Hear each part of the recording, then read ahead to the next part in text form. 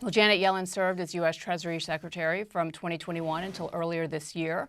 Before that, she ran the U.S. Federal Reserve from 2014 to 2018, the first woman to hold both of those high-profile jobs. And she joins us now for an exclusive interview. Secretary Yellen, thank you so much for joining us. Welcome to the program. So there has been a collective sigh of relief now that that 90-day pause has been announced, not including the 10% tariff.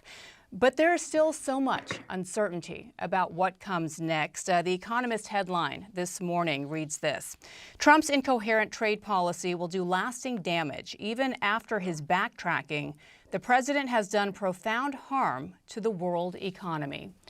Do you agree with that assessment? I completely agree with it. Of course, it was a relief that the reciprocal tariffs that would have affected more than 180 countries, that a pause was placed on those. But still, even if they never go into effect, the US and global economies have suffered a huge protectionist shock.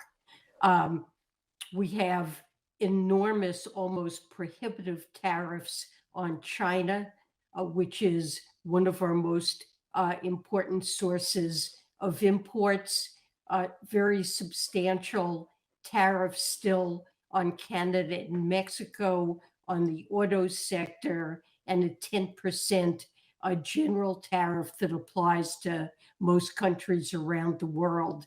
And economists calculate that at this point, average tariff levels are now in the 20 to 25% range. At the beginning of the Trump administration, they were just over 2%.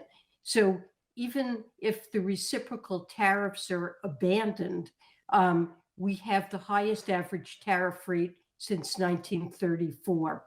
And this is going to raise the costs that households in the United States face. One credible estimate that came out this morning that takes into account yesterday's actions estimates a cost to the typical American household of the existing tariffs of about $4,000, which is enormous. It'll have a significant impact on the price level and an adverse impact on the United States and on the global economy.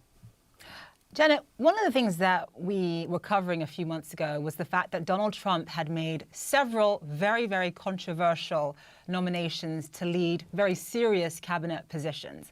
However, when Scott Bessent was nominated, there was really this sort of collective sigh of relief on Wall Street, where a lot of people thought, wow, you finally have a grown-up in one of the most important cabinet positions at the White House. Obviously, this man is a very successful hedge fund manager.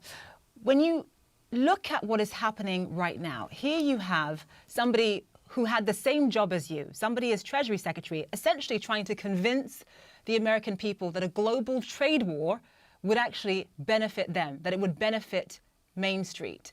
What advice do you have for your successor? Well, my advice to my successor and to other senior economic officials is that all of them should be explaining to the president why his policies are so damaging to the American economy and why they will harm American workers and households, as well as people around the world. And economists are really in agreement about this. It coincides with the headline that you read to me just a few minutes ago. And they should make sure that the president understands this reasoning, understands what impact it has been having on markets, why it's so dangerous, and that there needs to be a coherent public message about the rationale for tariffs that have been put in place and how the approach that's being implemented achieves those goals. And that hasn't happened. I don't know what's happening inside the Trump administration, but my hope would be that although my successor has been supporting President Trump's approach, that he's giving good advice behind closed doors. Secretary Yellen, interest rates on U.S. Treasury bonds typically go down during crises like this as investors flock to what they view as a safe haven.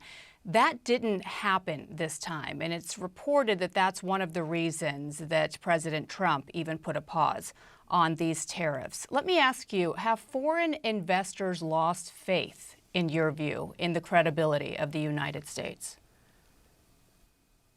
Well, I think they're asking hard questions about the credibility of U.S. policy and what role the U.S. will have going forward in the global economy, whether or not we'll have predictable economic policy and remain a strong positive global force. And we saw that playing out over the last several days. As you mentioned, normally when uncertainty is so high as it is now, people go to safe havens. They want to be more secure, and they buy safe haven assets. And treasuries, U.S. treasuries, are the classic safe haven asset.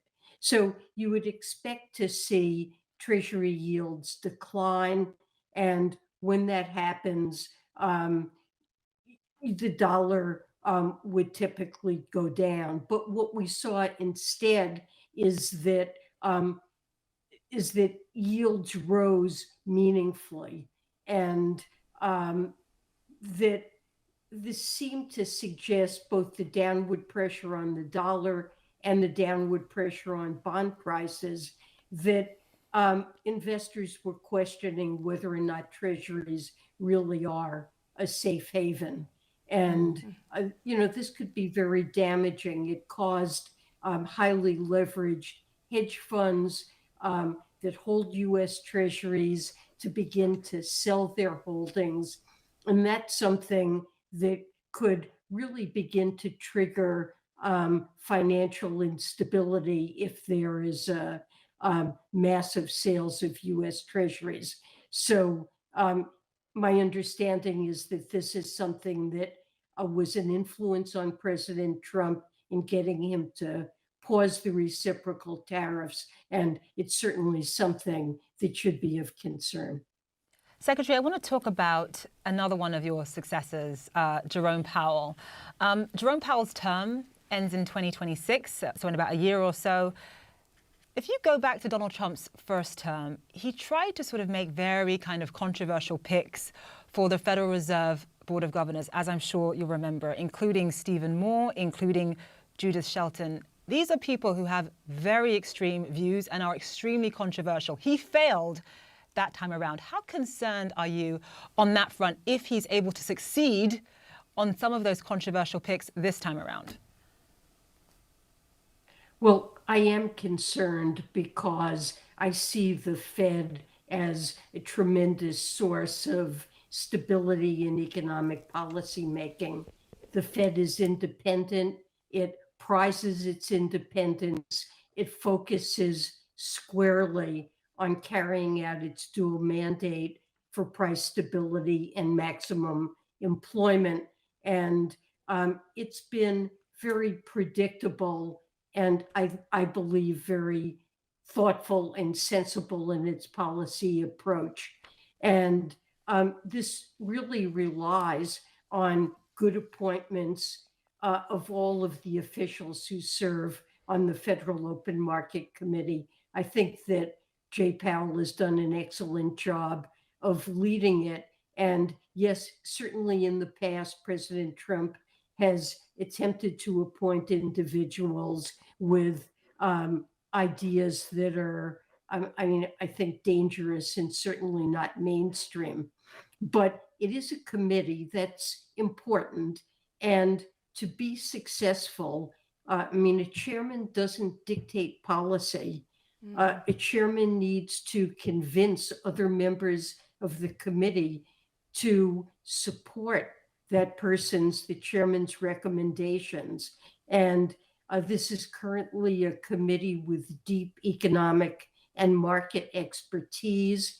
And I think simply if President Trump were successful in replacing Powell with someone who had very non-mainstream ideas, I would really wonder if that person could successfully chair the committee and produce a coherent monetary policy. What would be the consequences of that? What would be the consequences of that if one of Donald Trump's sort of more controversial picks ended up becoming chair? I think it might make it quite difficult for the Federal Open Market Committee to act in a predictable way that market participants could understand. Currently, the Federal Reserve's so-called reaction function, how it responds to incoming data to achieve its goals, is pretty well understood by markets. And there's clearly a strong commitment to price stability. Politics don't matter at all in the committee's decision. And this is something that is conducive to good market performance and market stability. And we've heard Jay Powell say that he plans on finishing out his term as well, despite not so subtle pressure in the form of posts on social media from the president in the last few days that now would be a good opportunity and chance for him to lower interest rates. He has yet to do that. Secretary Yellen, I don't have to tell you that this is a president, this is an administration that has been quite scathing in their assessment of how you and your colleagues under President Biden handled the economy. They constantly bash your work. I just want to play an example of some of that scathing commentary for you. Biden left us a mess. He left us tremendous inflation, tremendously high costs of products. He left us a mess. Right now, we're like a chicken that's being plucked at from all over the world. We're not going to let that happen anymore. We inherited from Joe Biden an economy in total freefall. There has been zero jobs growth for American workers in 4 years. In other words, all jobs growth had gone to foreign workers. That is a depression, not a recession. That is a depression for the American worker. We had an economy that was in a state of calamity and catastrophe. Secretary Yellen, how do you respond to that? Now is your chance to correct the record. Well, I would point out to you that The Economist magazine described the U.S. economy as the envy of the world.